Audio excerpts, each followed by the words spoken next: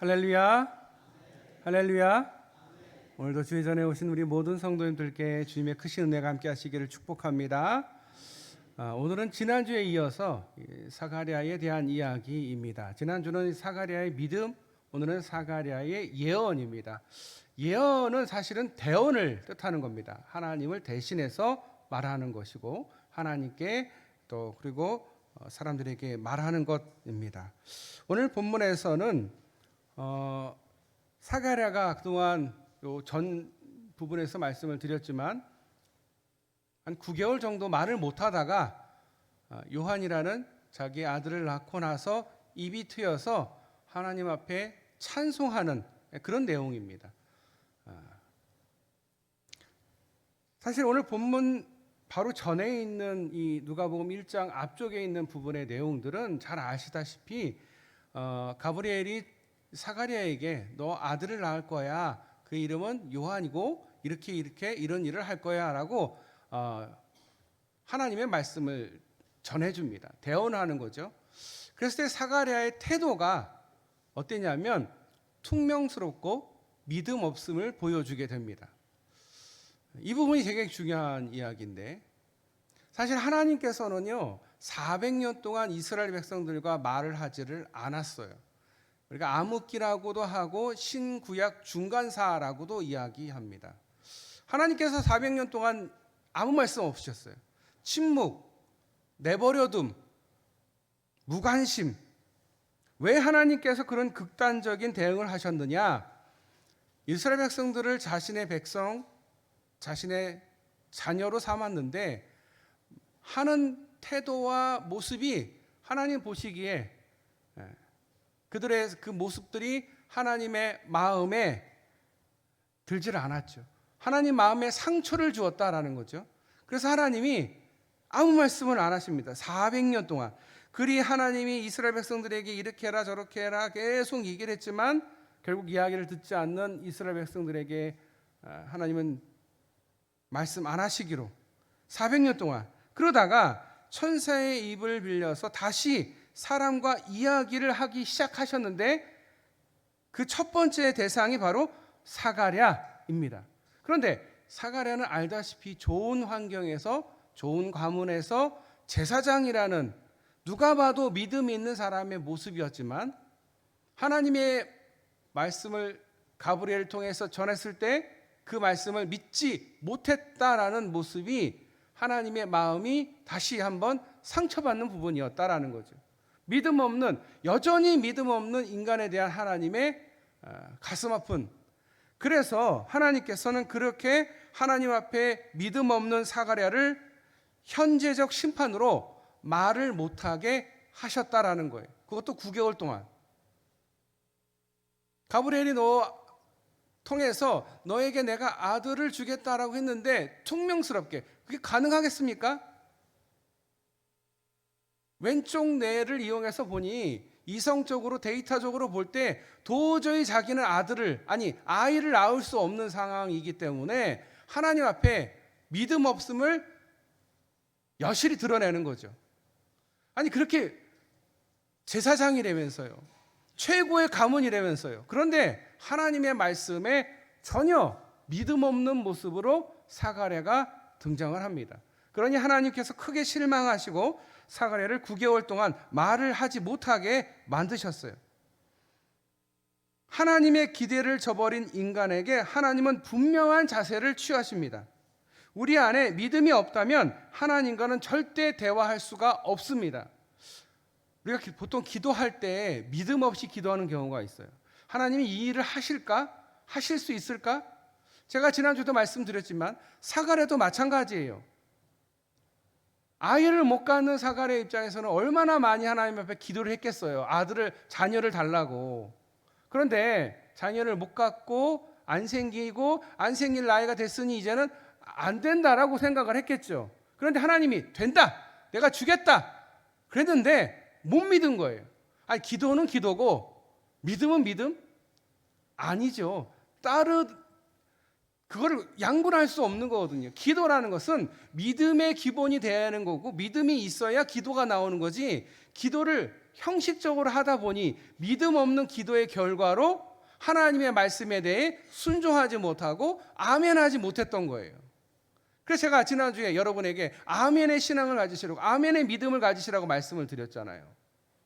우리는 아멘할 줄 있어야 돼요. 하나님이 능력 있으신 분이고 하나님을 하실 수 있다라는 분임을 우리가 믿어야 되는데, 믿지 못하니까 사가랴가 결국 어떻게 됩니까? 말을 못하는 하나님의 심판을 받게 되는 거예요.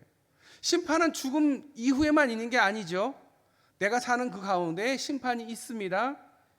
현재적인 심판이 있어요. 현재적인 심판을 받게 됩니다. 하나님을 신뢰하지 않으면 의사소통은 될 수가 없는 거거든요. 마찬가지로 누군가와 이야기할 때 믿지 못하면 절대 의사소통이 되지를 않거든요. 사가랴는 천사의 말을 믿지 않았기에 그에 상응하는 벌을 받았습니다. 우리는 하나님의 말씀에 대한 신뢰뿐 아니라 그분의 존재에 대한 인격적 신뢰를 지녀야 합니다. 천사가 하도 답답하니까 사가랴에게 나는 가브리엘이며 하나님 앞에 서 있는 존재다라고 먼저 자신을 밝히고, 비로소 나는 너에게 좋은 소식을 전하러 왔다. 너가 정말 어렵게 이제는 자녀를 얻게 될 것이다. 그러므로 우리에게는 하나님의 존재와 사역, 즉 하나님이 누구신지와 하나님이 무엇을 행하실지에 대한 신뢰가 절대적으로 필요했습니다. 사가랴에게도 필요했지만 우리에게도 절대적으로 필요합니다. 그런데 그 절대적으로 필요한 것이 사가랴에게 결핍이 있다 보니 하나님을 믿지 못하니, 말은 그렇게 하나님을 믿는다고 하고 제사장이라고 하고 가문이 좋아도 믿음이 없으니 결국 하나님 앞에 좋은 얘기를 듣고 좋은 소식을 듣고 결국은 믿지 못해서 벌을 받게 되었다라는 것입니다. 이것은 하나님 앞에 선 모든 인간들에게 자연적이고 당연한 태도입니다. 잠시 건너뛰어 아기 요한에 대한 이야기를 계속 이어가도록 하겠습니다. 아기 요한이 태어났어요. 사가랴의 태도를 우리가 주목해 봐야 되는데, 사가랴의 가정에 아이가 태어났어요. 너무나 큰 경사 아니겠습니까? 그래서 온 이웃들과 친척들이 다 와서 축하를 합니다. 생리적으로 임신과 출산이 불가능한 여인이 아이를 갖게 된 겁니다. 과연 제대로 생겼을까? 손가락 하나 없는 것 아닐까? 그걸 보려고 왔을 수도 있습니다. 그러나 그들은 모여서 하나님께 그 가정에 베푸신 놀라운 은혜와 긍휼을 즐거워했다라고 합니다. 그들은 8일이 지난 후 부친의 이름을 따라서 아이의 이름을 사가랴라고 지으려고 합니다. 오늘로 말하자면 사가랴 2세, 영어식 표현으로 하면 사가랴 주니어, 이렇게 되겠죠. 그런데 이미 남편 사가랴에게 가브리엘이 먼저 알려준 이름 요한을 알고 있던 엘리사벳은 요한이라고 부르자고 분명히 말합니다. 그러자 그 가운데 요한이라는 이름이 없다라고 친척들이 손사래를 칩니다. 보통은 가문에서 제일 유명한 사람의 이름이나 아니면 가문에 있는 사람들 중에서 이름을 보통 정하지, 생판 아무도 모르는 사람의 이름을 정하지는 않거든요. 우리 성경에 보면 예수라는 말이 참 많이 나오잖아요. 그래서 나사렛 예수가 된 이유는 예수가 하도 많아서 사람들이 예수라는 이름을 하도 많이 지어서 나사렛 예수라고 우리가 부르게 된 겁니다. 사실 요한이라는 이름은 이 가정에 없던 이름이에요. 근데 이제 마지막으로 아버지 사가랴에게 이름을 지을 것을 요청합니다. 어떻게 지을까라고 물어보니까 거의 1년 가깝게 농아인으로 지냈던 사가랴가 서판에 글씨로 씁니다. 아들의 이름을 요한이라고 씁니다. 참 인상적이지 않습니까? 그는 하나님을 믿지 못했던 사람이에요. 하나님이 가브리엘을 통해서 너에게 내가 자녀를 허락하겠다 했을 때 사가랴는 믿지를 못했던 사람이에요. 그런데 이제 그 사가랴가 다른 이름을, 아니 자기의 이름을 자녀에게 지을 수 있지만 가브리엘이 한 말을 믿은 거예요. 왜? 진짜 하나님께서 나에게 자녀를 허락하셨거든요. 그래서 서판에 정확하게 요한이라는 이름을 적게 되는 겁니다. 그뿐 아니라 사가랴는 이제 찬양으로 하나님께 영광을 돌리게 됩니다. 9개월 가깝게 말하지 못했던 그가 이제 자신의 신앙을 고백합니다. 하나님의 그 은혜와 은총을 대언하게 됩니다. 그동안 무슨 일이 그에게 있었을까요? 사실 사가랴는 굉장히 고통스러웠을 것입니다. 태어났을 때부터 말을 할 수 없던 것이 아니라 다 큰 어른이 갑자기 말을 할 수 없게 되었다. 아마도 사가랴는 이 농아인 채로 남들에게 말할 수 없는 수치심이 아마 들었을 것입니다. 당시 이스라엘의 평민 가운데서 신체적 장애는 곧 죄인으로 취급받아서 일반인들과 격리된 채 마치 이방인들과 같은 삶을 살았습니다. 제사나 예배나 이런 것에 참여도 못하고요, 사람 취급을 못 받는 그런 상황에 있었다라는 거죠. 무엇보다도 하나님께 제사를 드리는 제사장의 혈통을 이어서나 외모나 흠이 없는 장애가 없는 사람이었는데 갑자기 말을 못하는 장애가 생긴 거예요. 후천적인 장애인이 된 거죠. 본인과 가문에게는 말할 수 없는 수치가 될 것입니다. 아마 그래서 당시 사가랴는 숨어 있었을 것입니다. 혹여라도 사람들이 알까봐, 혹시 하나님께 벌을 받아서 말을 못하는 것 아닌가라는 의혹을 살까봐 아마 바깥 출입도 하지를 못했을 것입니다. 정상적인 생활을 못했을 거예요. 여기서 놀라운 사실은 그가 아기를 출생한 후에 하나님 앞에 찬송을 드렸다라는 사실입니다. 그 내용은 바로 구약의 율법과 선지자들의 예언을 꿰뚫어 이해하고 더 나아가 아들 요한의 사명과 역할을 밝히는 그런 내용의 찬송이었습니다. 하나님이 이스라엘 백성들에게 약속하신 구원을 미리 내다보며 믿는 놀라운 비전과 신앙이 오늘 이 본문 말씀에 담겨져 있습니다. 이 찬송 속에서, 이 찬양 속에서 사가랴는 창세기와 출애굽기와 레위기와 시편과 이사야서와 에스겔을 꿰뚫었습니다. 철저히 성경에 근거한 찬양이었습니다. 어떻게 이런 변화가 가능했을까요? 아마도 하나님의 책망 앞에 선 사가랴는 다시금 말씀을 보게 되었을 것입니다. 그동안 문자적으로 하나님 말씀을 보던 이 사가랴가 이제는 하나님을 알게 되고 하나님에 대한 깊은 경외심을 갖게 된 거죠. 그래서 그것을 바탕으로 하나님 말씀을 읽기 시작하니까 문자에 얽매여 있는 그런 성경 읽기가 아니라 문자 안에 있는, 말씀 안에 있는 정신을 꿰뚫어 살피는 능력을 아마 그가 얻게 된 것 같습니다. 이것도 하나님께서 주신 것이죠. 말씀이 이해되기 시작하자 아마 수백 번 읽고 또 읽었을 것입니다.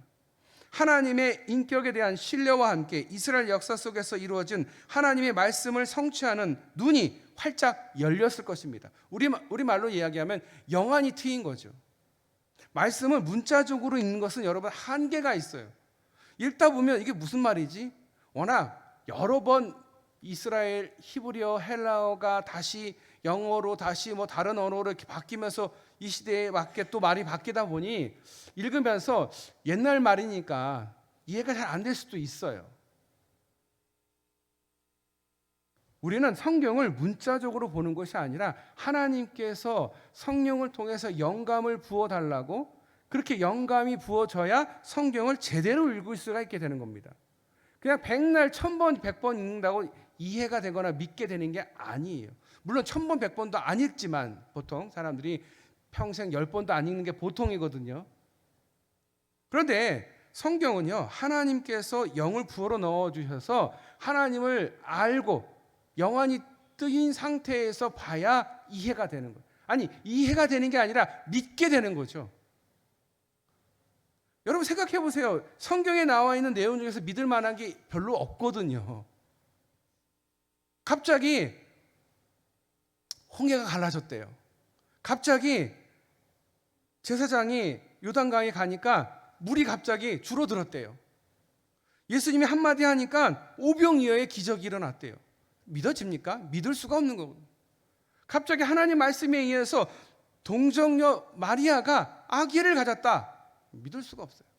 하나님에 대한 신뢰가 있을 때 믿어지는 거예요. 알게 되는 거예요. 그러면 그 신뢰를 얻기 위해서 말씀을 보는 거지. 근데 문자적으로 신뢰가 없는 상태에서 읽으면 그냥 어떤 책이나 어떤 그냥 뭐 신화나 뭐 이렇게 아마 느껴질 겁니다. 그런데 사가랴는 아니에요. 이제 하나님을 경험했어요. 체험했어요. 하나님께서 나에게 이런 하나님의 심판도 사실은, 하나님이 나에게 내리신 벌도 사실은 하나님을 만나는 체험의 기회라는 거예요. 우리가 고난당할 때 하나님 저를 미워하시나요? 저는 왜 이렇게 힘든 일을 당하게 하시나요? 라고 원망하지만 사실은 그것이 하나님의 만져주심이라는 거예요. 특별한 은혜요, 특권이고 영광입니다. 아무나 그렇게 만져주시지 않거든요, 하나님께서. 그때 내가 하나님을 만나야 되는 겁니다. 그런데 사가랴는 만났어요. 그리고 하나님 앞에 찬송과 영광을 돌립니다. 사가랴는 하나님 말씀을 읽고 묵상하며 이해하고 순종하게 된 겁니다. 그리고 즉각적인 응답. 그전에는 아멘을 못했잖아요. 의심했잖아요. 아니 내 나이에 아이를 갖는다고? 불가능한 일인데. 하지만 이제 변했습니다. 오늘을 살아가는 우리는 하나님 말씀에 아멘이라고 응답하지 않는다고 하여서 장애인이 되는 일은 없을지도 모릅니다. 그러나 하나님과 친밀한 의사소통은 오직 아멘을 통해서만 이루어집니다. 하나님 계속해서 우리와 대화하고 싶어 하십니다. 아멘 없는 장애인이 된 우리 탓에 깊이 있는 교제가 불가능한 것입니다. 하나님 탓이 아니에요. 내 탓이에요. 내가 교만해서, 내가 하나님을 믿지 못해서. 여러분, 우리는 하나님을 참 못 믿는 것 같아요. 하나님을 내가 생각하는 그 안에서 하나님을 이해하려고 하니 하나님이 이해가 되지 않죠. 이해가 되지 않는 게 당연한 거예요. 그럼 우리가 뭐가 필요할까요? 이해되지 않는 하나님 말씀에 아멘으로, 믿음으로 나아가는 겁니다. 믿어야 됩니다. 하나님 이렇게 하셨구나. 하나님이 이 일을 하셨구나. 여러 가지 이유가 있겠죠. 뭐 며칠 전에 홍해를 가르기 전에 며칠 전에 뭐가 와서 뭐 이렇게 무슨 일이 있어서 그렇게 이해할 수도 있겠죠. 그런데 그게 아니에요. 믿으라는 거예요. 믿으라는 거죠. 믿을 때 된다라는 거죠. 믿음이 필요한 겁니다. 그럴 때 하나님을 만나게 되는 겁니다.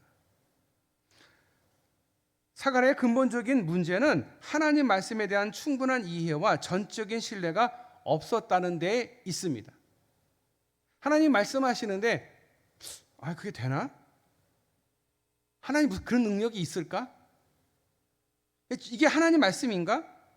충분한 이해와 신뢰가 없으니까 하나님을 의심했죠. 그래서 하나님이 의심하지 말라고 9개월 동안 말을 못하게 만든 거죠. 그리고 하나님은 계획대로 그의 자녀로 요한을 허락해 준 거죠.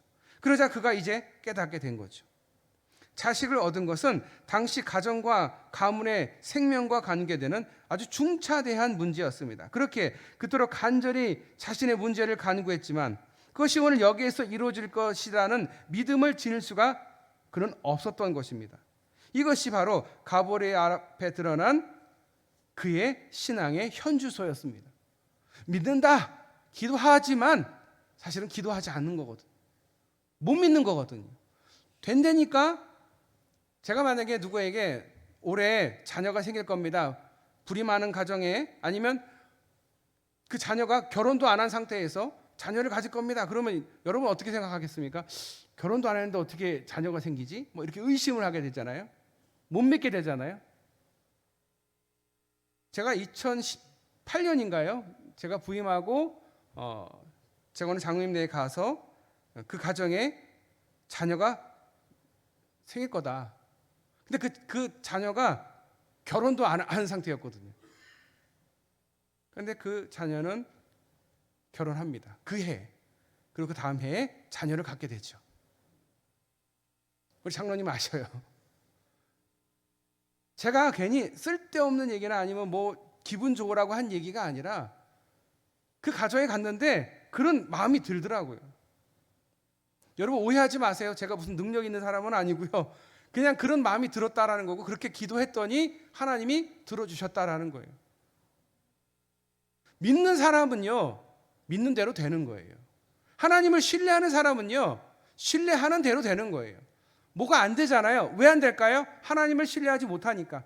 하나님을 의심하니까. 하나님이 뭐 하실까? 하나님 그런 능력이 있을까? 우리 자꾸 하나님을 의심합니다. 의심하고 또 의심합니다. 세상 그렇게 얘기하거든요. 의심해봐라. 그게 맞는지 안 맞는지 한번 의심해봐라. 여러분 의심해봐도 되지만 하나님께서 응답해 주시면 믿으실 수 있기를 바랍니다. 하나님은 능력 있는 분이시거든요. 하나님은 대단한 분이시거든요. 위대하신 분인데 자꾸 우리가 의심한다라는 거죠.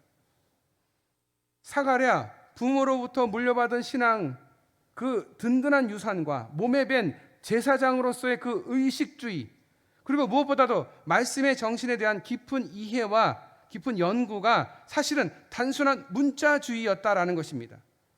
그리고 아멘의 응답이 없었던 무미건조한 신앙의 삶을 그는 살고 있었다라는 사실을 이 사가랴의 사건을 통해서 사가랴가 직면하게 되는 거예요. 9개월 동안 침묵의 가정 속에서 반성과 변화의 시간이 사가랴에게 주어졌습니다. 그의 인생의 극단적인 반전의 시간이었습니다. 뼈아픈 실수와 실패 이후에 주어진 새로운 삶의 도약이 그에게 전개되었습니다. 인간적인 수치와 아픔을 딛고 일어선 좋은 기회였습니다. 자신이 영적, 신앙적 장애인이었던 사실을 신체 장애를 통해서 비로소 발견하게 된 겁니다. 아, 내가 믿음이 없었구나. 그걸 알게 된 거죠. 이제 사가랴는 장애로 인해서 고통을 심각하게 맛본 후에야 비로소 새롭게 건강의 중요성을 절감하게 되었습니다. 그래서 아들 세례 요한을 어려서부터 하나님 말씀으로 제대로 양육하는 건강한 아버지의 역할을 감당하게 되었습니다. 하나님은 이런 예비 과정을 통해서 옛 언약의 마지막 선지자를 배출하시는 사역을 하시게 됩니다. 요한은 사실은 마지막 선지자이죠. 인간의 준비 없이 하나님은 자신의 사역을 이루어가지 않으십니다. 인간의 응답 없이 무작정 일을 추진하지 않으시는 하나님은 때로는 고난의 과정을 통해서 말씀에 대한 확신과 하나님에 대한 신뢰를 학습하는 시간을 허락하십니다. 여러분 주변에 그런 이들이 있죠. 아니 여러분들이 아마 그런 경험이 있을 거예요. 여러분의 고난과 어려움이 있을 때가 있습니다. 아니 나한테 왜 이런 고난이 있을까? 이런 아픔이 있을까? 그거는요 하나님께서 그 고난의 과정을 통해서 말씀에 대한 확신, 하나님에 대한 신뢰를 가지라는 하나님께서 주시는 기회라는 거죠. 그 시간을 허락하신 거죠. 이런 과정을 거친 후에 비로소 인간과 함께 하나님은 일하신다라는 거예요. 하나님은 아무나 쓰는 게 아니에요. 하나님을 신뢰하고 믿는 자를 쓰시는 거예요. 그러면 그러기 위해서는 우리 하나님의 단련과 시련과 고난이 반드시 병행된다라는 거죠. 없을 수가 없습니다. 성경에 있는 인물들 다 보세요. 제대로 된 인간이 하나도 없어요. 그런데 그들도 다 고난과 아픔과 어려움 가운데 하나님을 만나고 발견하고 그 인생이 180도 달라지는 모습을 우리가 성경을 통해서 보지 않았습니까? 이것은 역사요. 이것은 사실이고 이것은 실제 있는 일입니다. 그리고 우리에게도 있는 일입니다. 여러분에게도 있는 일입니다. 여러분에게 하나님께서 어려움이 있다, 고난이 있다라는 것을 보여주시는 것은 하나님께서 나를 좀 신뢰하라라는 하나님의 메시지입니다. 그리고 그 과정을 통해서 하나님은 비로소 하나님의 뜻을 이루어 가십니다. 사가랴의 이런 고난의 과정에서 적극적으로 하나님께 응답하는 모습을 보임으로써 예수님께서 오시기 전 마지막 선지자 요한의 아버지로 준비되는 특권과 영광을 누리게 된 것입니다. 여러분 이런 영광을 여러분들도 누리실 수 있기를 축복합니다. 그래서 누가복음 첫 등장하는 신앙의 인물로서 우리에게 기억되고 있는 것입니다. 사랑하는 성도 여러분, 우리의 믿음의 현주소를 찾아봅시다. 장애인이 된 사가랴의 모습이 바로 우리의 모습은 아닌지, 왼쪽 내로만 신앙생활하는 사가랴와 같은 모습을 우리도 갖고 있지는 않는지 뼈아픈 반성과 회개를 통해서 다시금 하나님 말씀과 기도에 마음을 다하실 수 있기를 바랍니다. 우리가 수요 예배나 새벽 예배나 주일 예배나 주일 오후 예배나 사실은 예배가 그렇게 많지는 않지만 일주일에 이 예배를 이런저런 핑계를 내서 빠지는 경우가 많습니다. 여러분 그렇지만 우리는 더욱 하나님을 신뢰하기 위해서 믿는 것이고, 우리가 예배를 드리는 것은 사실은 하나님을 믿는 믿음을 내가 하나님 앞에 보여주는 거죠. 내가 이 시간이 아무리 황금 같아도, 이 시간이 아무리 나에게 필요한 시간이어도 이 시간 하나님과 나의 약속이니까 내가 약속을 지키겠다라고 내 믿음을 하나님께 보여드리고, 또한 그걸 통해서 내가 믿음이 성장하는 기회가 되는 거죠. 그래서 여러분, 수요 예배와 주일 오후 예배, 새벽 예배 꼭 참석하시고 꼭 은혜 받으실 수 있기를 축복합니다. 어떤 분들은 그래요. 나한테 좀 은혜 좀 끼쳐보지, 은혜 좀 한번 부어줘 봐지, 나에게 은혜를 좀 줘봐. 자기가 준비가 안 되면 은혜 받을 수가 없어요. 내가 죄인입니다, 내가 하나님 앞에 은혜 받기 위해 왔습니다 라고 하지 않는 이상 은혜 받기 힘들어요. 그런데 은혜 받게 해달라? 그게 먼저가 아니라요, 내가 은혜 받을 준비가 되고, 내가 하나님을 정말 신뢰하고 내가 하나님을 만나려고 하는 마음을 갖고 은혜 받으려고 하면 하나님은 반드시 은혜를 부어주실 줄 믿으시길 바랍니다. 그래서 꼭 은혜 받고 그 은혜로 하루를, 아니 한 주간을, 1년을, 또 세월을 잘 살아나가시는 저와 여러분 되시기를 축복합니다. 기도하겠습니다. 하나님 감사합니다. 오늘도 주일 주님 앞에 이 시간을 주님 앞에 기쁨으로 드립니다. 우리 사랑하는 성도들 은혜 받기 위해 이 자리에 왔습니다. 주의 말씀을 듣고 다시 은혜로 다시 새 힘을 얻고 돌아갈 수 있도록 주여 우리 성도들에게 은혜를 부어 주시옵소서. 성령 충만함을 부어 주시옵소서. 오늘 이 사가랴의 모습을 다시 한번 기억하며 나도 사가랴와 같은 그런 문자주의적 겉핥기식 믿음과 신앙이 아니라 진정으로 하나님을 믿고 신뢰하며 아멘의 응답할 수 있는, 아멘의 신앙을 갖는 우리 모든 성도님들 다 되실 수 있도록 주님께서 항상 붙들어 주시옵소서. 오늘도 주님께서 은혜 주시기를 간절히 소원하며 우리를 구원하신 예수님의 이름으로 기도드려옵나이다. 아멘.